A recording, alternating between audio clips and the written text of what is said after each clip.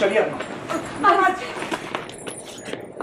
सारी गलती मेरी है, ये सब मैंने किया है, मुझे माफ कर दो।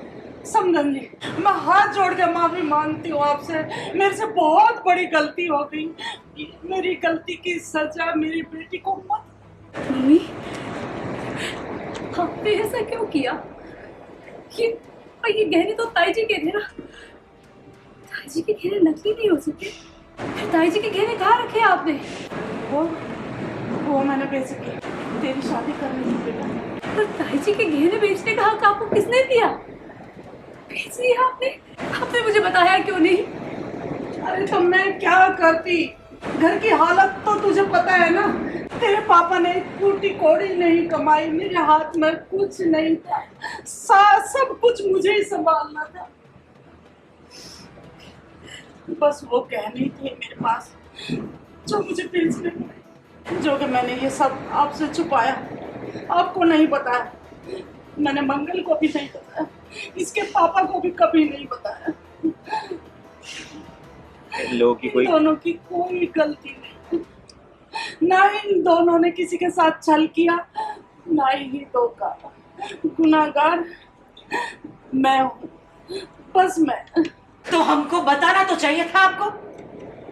हमने दहेज के लिए कब आप पे दबाव डाला या मंगल को जेवर के लिए कुछ कहा?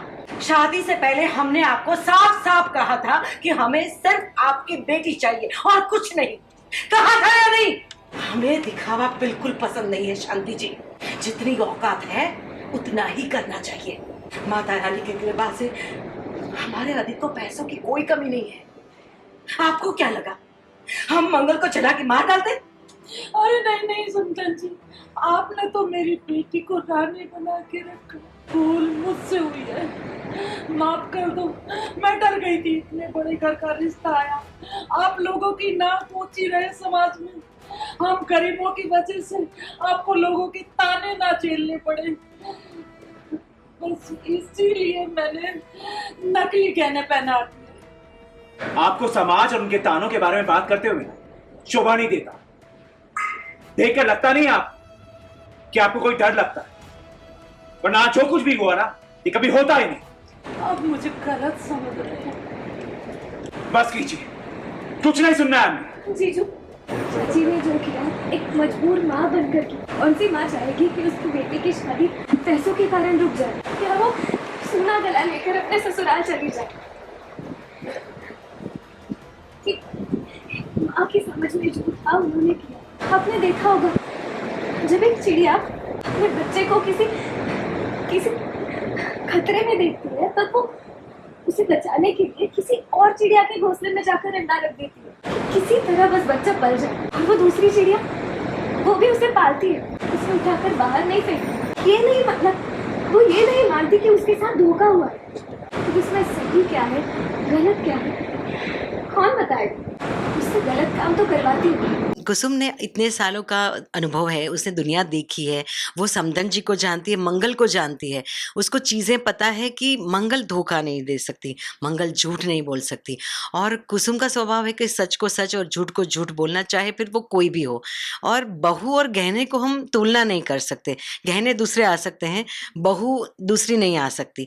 आजकल के ज़माने में कुछ भी होता है, लेकिन कुसुम जो दौर में जीती है और कुसुम जो सिद्धांतों पे चल रही है, उस सिद्धांतों को मानती है कि भाई शादी एक बार होती है, हम घर की बहू नहीं ला रहे, हम घर की गृह लक्ष्मी ला रहे हैं, तो हम गृह लक्ष्मी के साथ मिसबिहेव नहीं कर सकते।